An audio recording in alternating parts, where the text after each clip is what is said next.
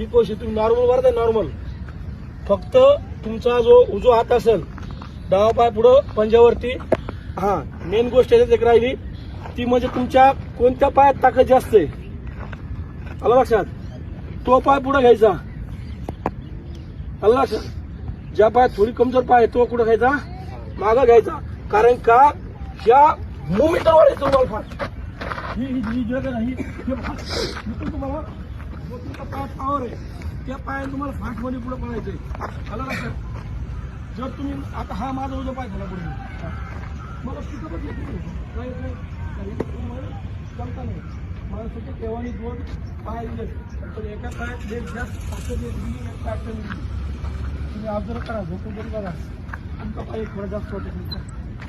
हर एक व्यक्तीला कसं असतं, जसं उद्या पॉवर असली गावात पॉवर एवढी नसते, तशी पायामध्ये पण असते.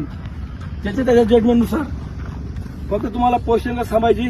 तिथं पण भरती डाय तुम्हाला शिट्टी वाजतात ना, कुठं पहिलं वाजायचं क्लॅप वगैरे, आता बंद केलं. आता लागली शिट्टी वाजल्या की निघायचंय. मग ती पोझिशन आपल्याला शिकायची, आपल्या सर्व पोझिशन शिकायच्यात. जसं भरतीत गेलं की ही गोष्ट आपल्याला माहित नाही की असायला नको.